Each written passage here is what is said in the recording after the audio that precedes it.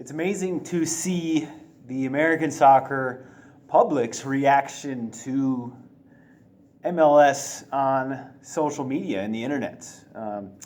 You see Facebook, Twitter posts from media outlets like ESPN FC or Fox Soccer, or media figures that work for those outlets, or posts from MLS about itself, and the reaction is unbelievably against MLS, or just basically reactions of disgust, boredom, apathy,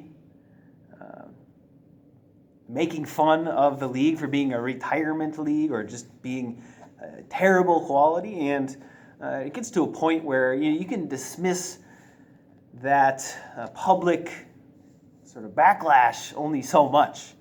There's been this Euro snob shaming movement mentality in kind of the MLS apologist circles, but this kind of non-MLS crowd in American soccer is not some tiny clique. It's the American soccer majority. And I've gone over this many times. The TV ratings for American soccer, or Americans tuning into soccer on TV, they show that America loves authentic soccer outside of MLS. But within our own borders, our Division I MLS, only a tiny slice of our market actually watches. So 7%, as of the end of 2016, 7% of America tunes into MLS, while 93% tune into foreign open access soccer competitions around the world. So it's amazing how turned off people are by the MLS product as it stands, especially over the last decade or so, as people have really sensed a stagnation in American soccer. It used to be, prior to our the influx of satellite TV and the internet that brought us foreign soccer in boatloads here in America, we had this kind of excuse or belief that soccer was just a small sport here, that it just needed some time to get going, and MLS needed a few years. And sure, we were willing in the late 90s, mid-90s to, we'll give it 5-10 more years, see what happens. Then we started to get to 2006, 2007, 2008, around the turn of the decade into the 2010 and on range, and we're starting to see that overall American soccer is not progressing. And you look at our national team player pool, is it getting better than it was 10, 15 years ago? No, not really. I mean, compared to the rest of the world and how it's progressed, we are progressing at a much slower rate. And of course, we have the 2018 World Cup qualification failure for the U.S. men's national team, and broke a streak of 6 consecutive World Cups for the U.S. So clearly, we're not seeing progress on the national team front or the player development front in America. And then, of course, our domestic club game, MLS is capturing a smaller and smaller slice of the U.S. soccer market with each and every year. And it's got this privileged Division I sanction position. It has exclusive access to D1, so no competition can threaten it, and yet it still can't take advantage of this special trust arrangement that it has with our U.S. Soccer Governing Federation. I call it a corrupt trust arrangement because one club should not control a nation's Division I. So no one's paying attention to our domestic soccer, and that's not changing anytime soon. The growth rate for the American love for foreign club soccer is increasing at a much faster rate than anything here domestically.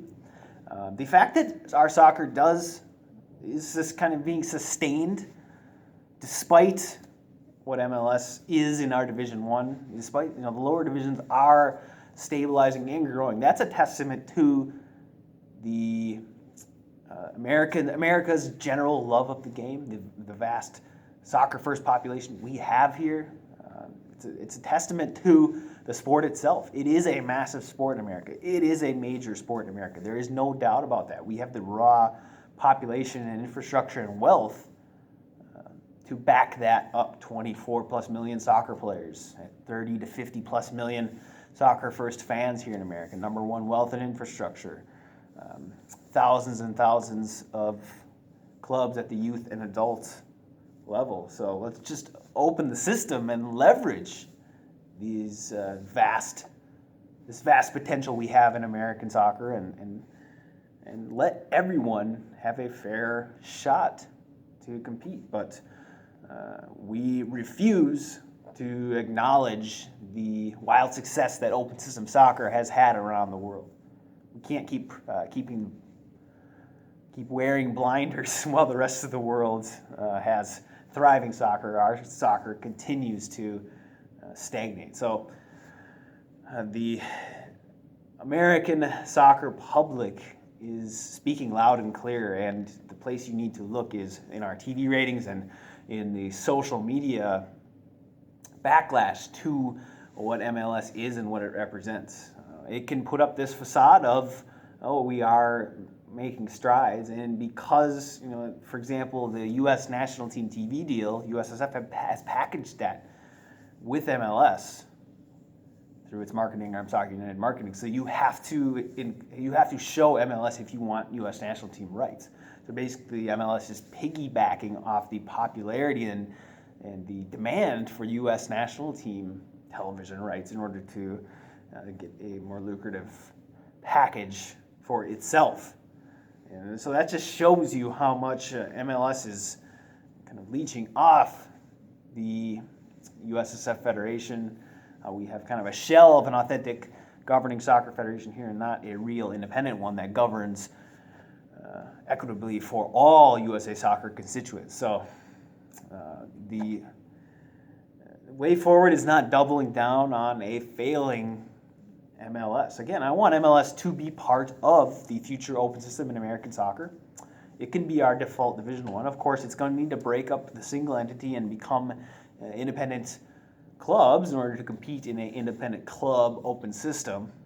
So clubs will have to be bought out of the MLS entity. But I certainly hope that MLS wises up, that the shareholders of MLS do want to play a part in the future of American soccer, the future that aligns with the essence of global soccer, equality and opportunity. But if not, we have another option. We can start a new U.S. Soccer Governing Federation under FIFA sanctioning. We can we can reserve divisional sanctions for open leagues only. Our current U.S. Soccer Federation can do that, so MLS can go play on its own without a Division I sanction, so no problem, right? So there are options. MLS doesn't stand in the way, but I do want it to join in the party going forward. So it's up to us as the American soccer public to make our voices heard. It's not enough just to express our displeasure in a failing MLS or U.S. Soccer Federation. We have to advocate for real change, and that is market policy, which opens up the ecosystem to all people and clubs. Until the U.S. soccer system is 100% open, our work is not done here. The rest of the world has seen wild success with 100% open ecosystems. So in order to achieve these same results here in America, we have to do just the same. So let's not double down on a failing status quo. Let's dream of something better, an open access American soccer that leverages our massive potential. So if you like this video, make sure to share it out on social media and also subscribe right here to my channel. And I'll talk to you soon.